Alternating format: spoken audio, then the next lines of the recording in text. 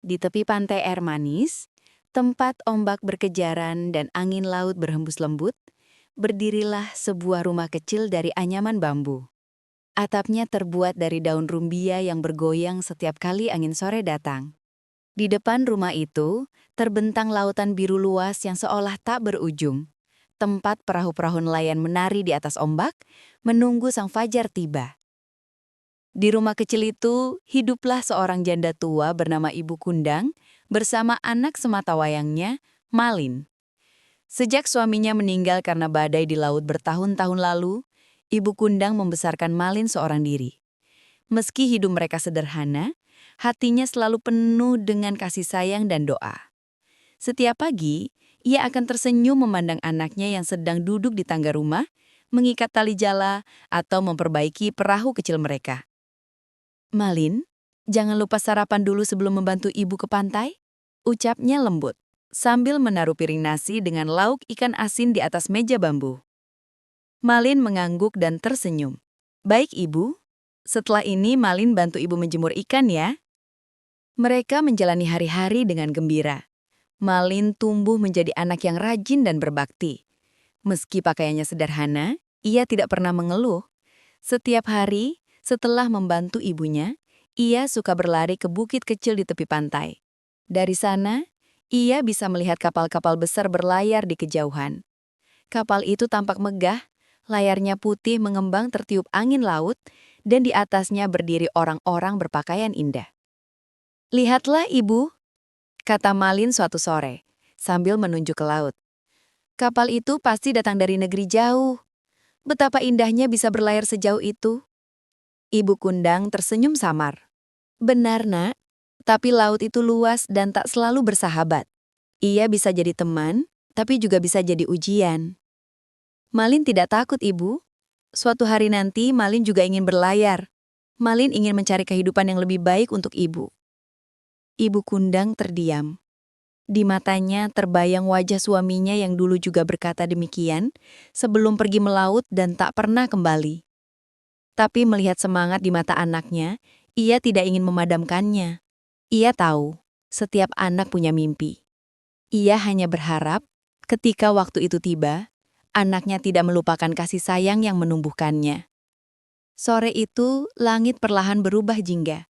Burung camar terbang melintasi laut sambil berteriak riang, dan matahari mulai turun ke batas cakrawala.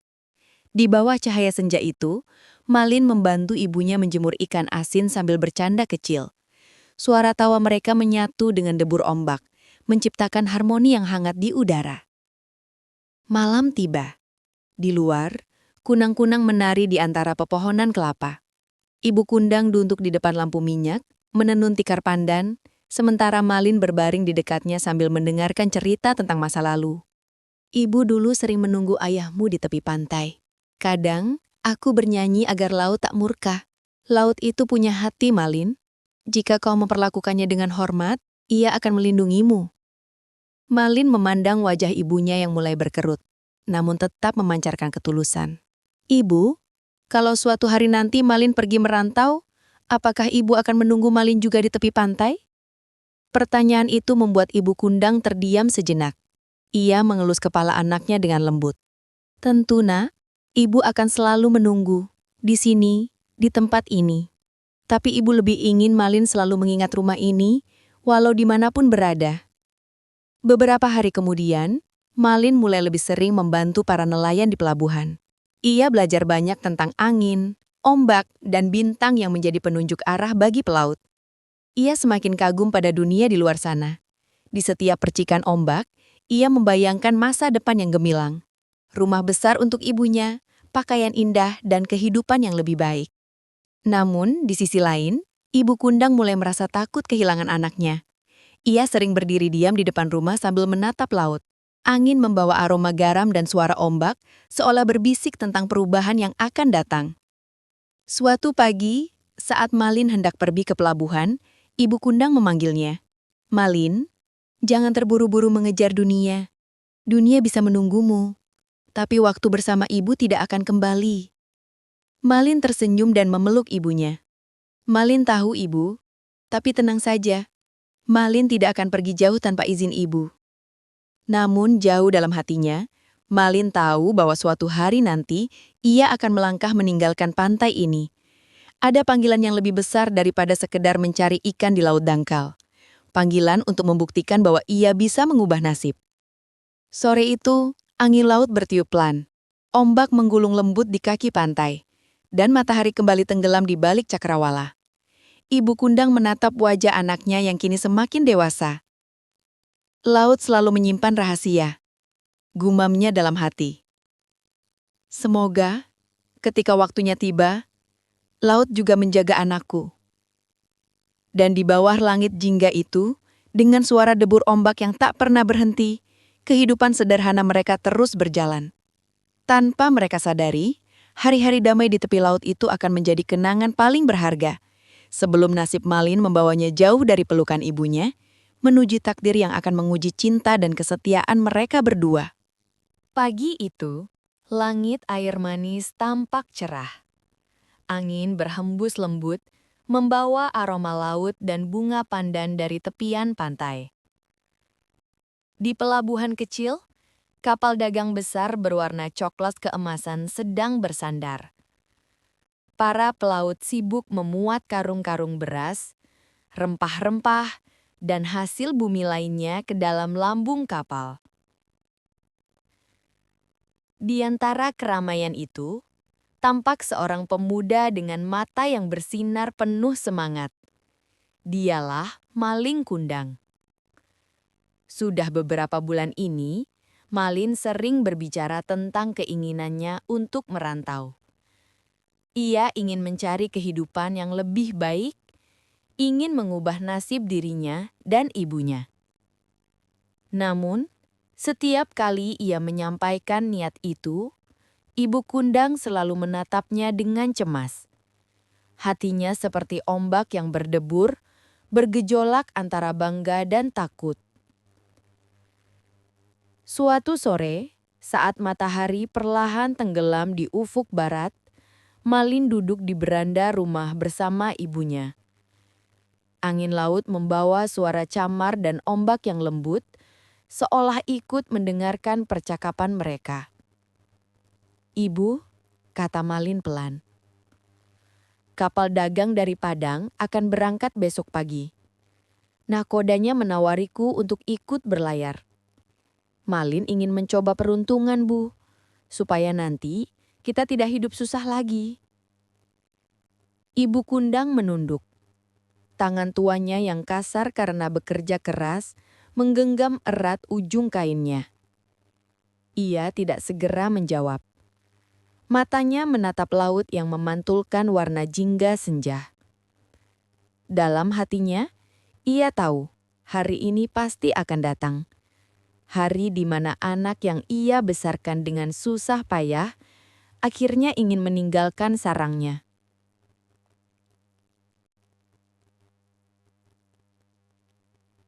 "Malin," ucapnya lembut.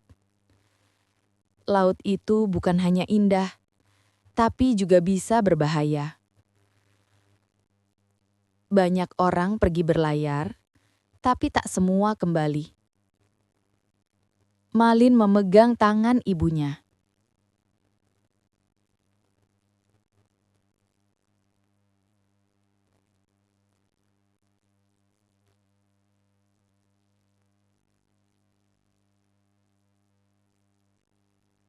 Perjalanan laut yang ditempuh Malin sangat panjang dan penuh rintangan. Kapal dagang yang ia tumpangi berlayar melewati badai besar, ombak tinggi, dan angin kencang yang seolah ingin menelan mereka. Namun Malin tidak gentar.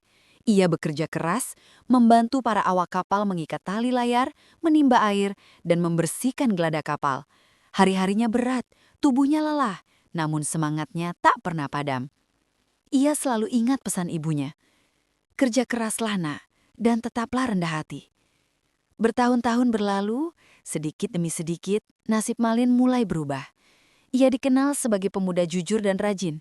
Banyak pedagang besar mempercayainya untuk mengantarkan barang. Suatu hari, seorang saudagar kaya bernama Tuan Hasan melihat ketekunan Malin dan menawarinya bekerja di takunya. "Kalau kau bisa mengurus daganganku dengan baik," kata Tuan Hasan, Aku akan menjadikanmu mitra, bukan sekedar pekerja." Malin menerima tawaran itu dengan senang hati. Ia belajar berdagang, mengenal nilai rempah-rempah, kain sutra dan emas. Ia belajar menulis, berhitung dan berbicara sopan seperti para saudagar besar. Dalam waktu beberapa tahun, usahanya berkembang pesat. Ia bahkan membeli kapal kecil sendiri untuk berdagang ke pulau-pulau lain. Keberuntungan tampaknya berpihak padanya. Kapalnya selalu selamat, barang dagangannya laku keras, dan keuntungannya berlipat-lipat. Malin menjadi terkenal di kalangan pedagang sebagai Tuan Malin, seorang saudagar muda yang cerdas dan berwibawa. Pakaiannya kini mewah, baju sutra biru, sabuk emas di pinggang, dan sorban halus di kepalanya. Namun, di balik kemegahan itu, sesuatu perlahan berubah di dalam dirinya. Kain tenun biru pemberian ibunya masih tersimpan di peti, tapi sudah lama tidak disentuh. Setiap kali melihatnya, hatinya bergetar. Tapi ego barunya cepat menepis kenangan masa lalu itu. "Aku bukan anak miskin dari air manis lagi. Aku kini orang besar. Masa lalu hanyalah bayangan," gumamnya. Suatu hari, Malin bertemu dengan seorang gadis cantik, putri dari saudagar kaya asal negeri Palembang. Gadis itu bernama Ratnasari, terkenal karena kecantikannya yang anggun dan tutur katanya yang lembut. Ratnasari tertarik pada ketampanan dan kewibawaan Malin, dan Malin pun terpikat pada keelokan serta martabat gadis itu. Hubungan mereka berkembang pesat, hingga akhirnya Malin melamar Ratnasari. Pernikahan mereka berlangsung megah, dihadiri para saudagar, bangsawan, dan pelaut dari berbagai negeri. Kapal-kapal menghias pelabuhan, musik menggema, dan lentera-lentera berkilauan di malam hari. Di tengah pesta yang gemerlap itu, Malin duduk di kursi kehormatan. Ia memandang ke sekeliling dan merasa seperti raja. Tapi di balik senyumannya, bayangan wajah ibunya tiba-tiba muncul dalam benaknya. Wajah tua yang lembut dan penuh kasih. Ia mencoba mengusir bayangan itu dengan tawa. "Ah, ibu pasti sudah bahagia di sana. Aku akan kirim hadiah nanti," katanya dalam hati. Tapi hari berganti minggu, minggu berganti bulan, dan niat itu tak pernah terlaksana. Sejak hari itu, Malin semakin jauh dari asalnya. Ia tidak pernah menyebut dirinya berasal dari kampung miskin di tepi pantai. Ketika orang bertanya, ia menjawab, "Aku berasal dari keluarga pedagang besar yang lama tinggal di seberang pulau." Ia takut dianggap rendah oleh teman-teman barunya.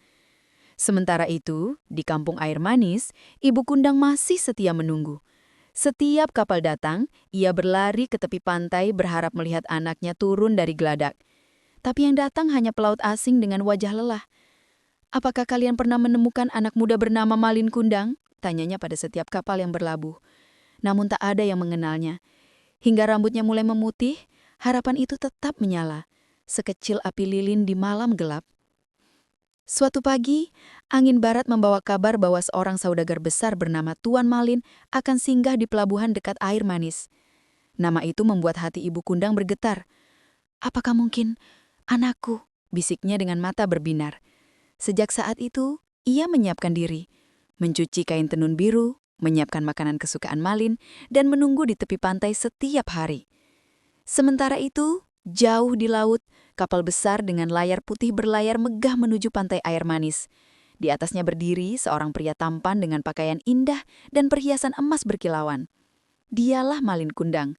Kini bukan lagi pemuda sederhana, melainkan saudagar sombong yang bahkan tak mengingat wajah ibunya dengan jelas.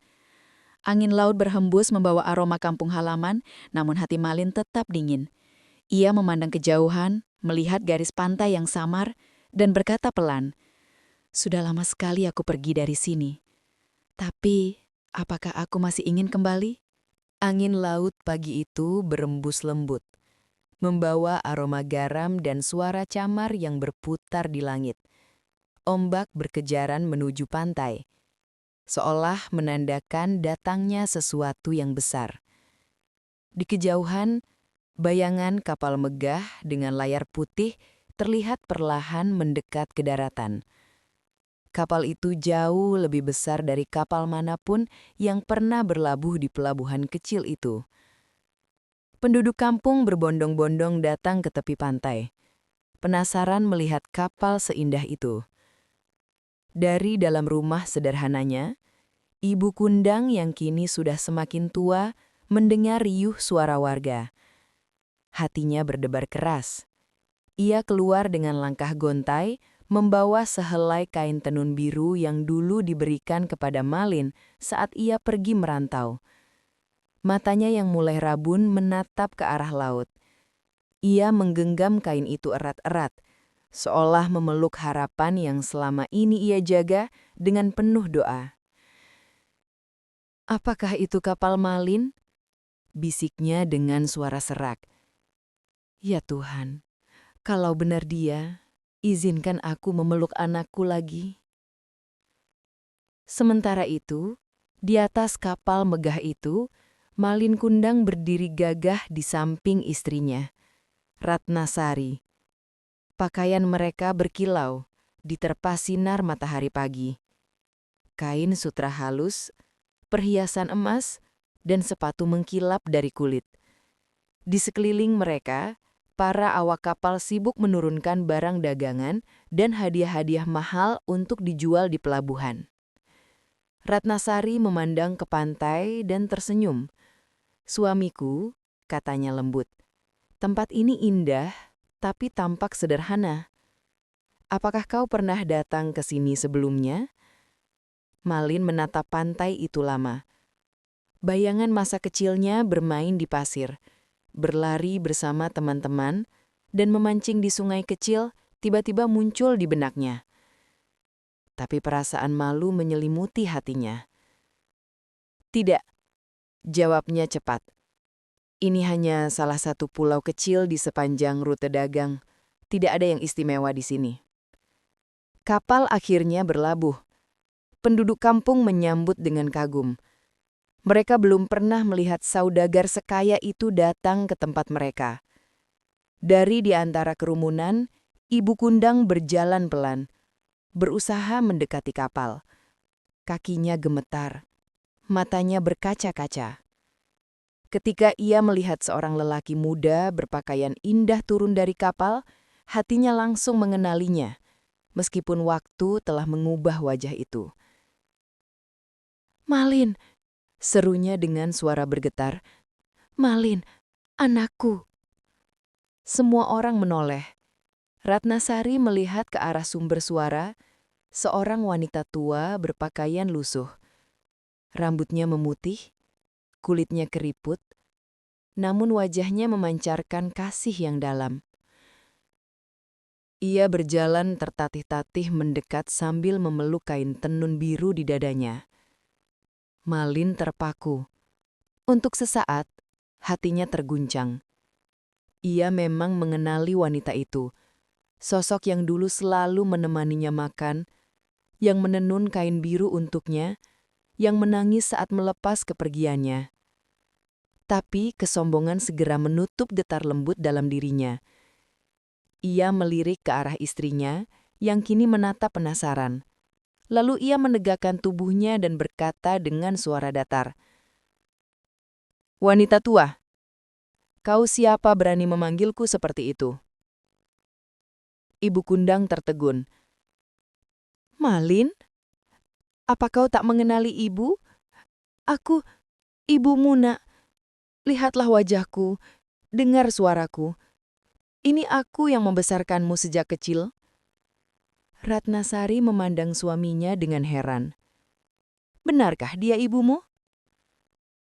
Malin tertawa hambar, mencoba menutupi rasa malu. "Tentu tidak.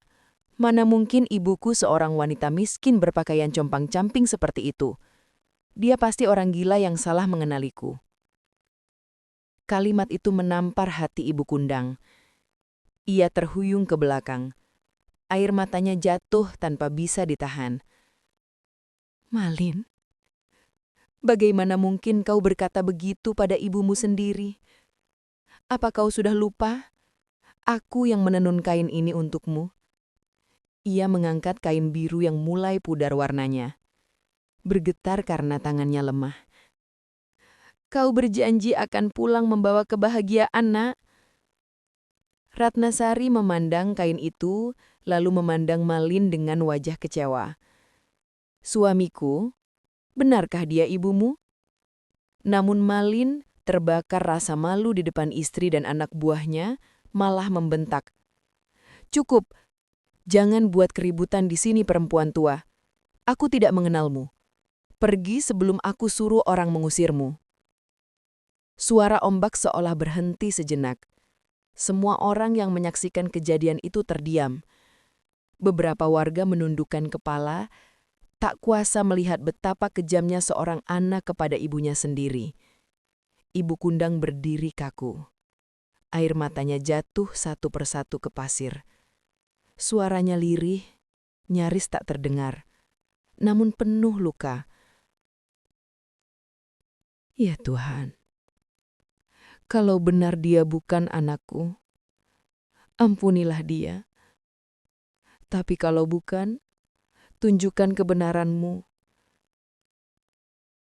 Ia berbalik perlahan, meninggalkan pantai dengan langkah berat. Orang-orang yang melihat itu ikut meneteskan air mata. Malin menatap punggung ibunya sebentar. Hatinya bergetar halus. Tapi lagi-lagi, kesombongan menahannya untuk berlari dan memeluk wanita itu. Ratnasari memandang suaminya dengan sedih. "Kau terlalu keras, Malin. Kalau benar dia ibumu, kau telah berbuat dosa besar." Namun Malin menjawab dengan dingin, "Aku tidak punya ibu semiskin itu. Jangan hiraukan perempuan tua itu." Kapal Malin berlabuh hanya sebentar di air manis.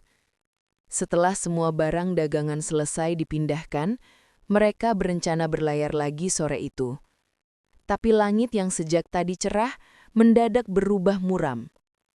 Awan hitam menggumpal dari arah barat. Angin bertiup kencang dan suara petir mengguntur di jauhan. Ombak mulai bergulung tinggi, menghantam pantai dengan keras. Warga berlarian mencari perlindungan, sementara Malin dan istrinya masih berada di kapal yang mulai bergoyang hebat. Dari kejauhan, di tepi pantai, Ibu Kundang berlutut, menengadahkan tangan ke langit. Air mata bercampur hujan di wajahnya. Dengan suara parau yang dipenuhi kepedihan, ia berdoa, "Ya Allah, jika benar dia bukan anakku, maafkanlah dia. Tapi jika dia benar anakku, dan dia telah durhaka, maka hukumlah dia dengan keadilan-Mu." Petir menyambar, mengguncang langit dan laut. Ombak besar menghempas kapal Malin, membuat layar robek dan tiang patah. Ratnasari menjerit ketakutan, sementara Malin berusaha berpegangan pada tali kapal. Hujan turun deras, angin mengaum seperti amarah alam yang tak bisa ditahan. Dalam sekejap, kapal itu terhempas ke karang besar dan pecah berkeping-keping. Di antara kilat yang menyambar, sosok Malin terlihat berlutut di atas batu besar di pantai. Tubuhnya mulai membatu. Matanya membeku dalam ekspresi penyesalan yang terlambat. Langit menangis deras. Laut berdebur murka. Dan di pantai air manis, hanya tersisa seorang ibu tua yang terisak pelan, memeluk kain tenun biru yang basah oleh air hujan dan air mata. Pagi berikutnya, setelah badai besar itu, langit air manis tampak kelabu. Awan masih menggantung berat, dan angin laut bertiup pelan seolah membawa duka dari semalam. Di sepanjang pantai, puing-puing kapal berserakan, papan kayu pecah, layar robek, tali-tali terurai, dan peti dagangan yang hanyut ke tepian. Penduduk kampung yang selamat berdiri terdiam menatap kehancuran itu dengan perasaan campur aduk, antara takut dan iba. Tidak ada yang berani berbicara lantang, seolah alam masih menyimpan sisa amarahnya. Di antara reruntuhan kapal itu, seseorang melihat batu besar berbentuk manusia di dekat karang. Tubuh batu itu bersimpuh, tangan terangkat seolah memohon ampun. Wajahnya menatap laut dengan ekspresi putus asa. Tak lama kemudian, orang-orang menyadari batu itu tampak seperti Malin Kundang, si saudagar muda yang kemarin menolak ibunya. "Ya Tuhan," gumam salah satu nelayan tua dengan suara gemetar. "Ini pasti hukuman dari langit." Kabar itu cepat menyebar ke seluruh kampung. Semua orang datang berbondong-bondong ke pantai untuk melihat keajaiban itu. Mereka berbisik-bisik, beberapa menunduk dengan perasaan takut, sementara yang lain meneteskan air mata. Tidak ada yang menyangka, anak muda yang dulu pergi dengan penuh harapan, kini kembali dalam bentuk batu. Diam, dingin, dan tak bernyawa.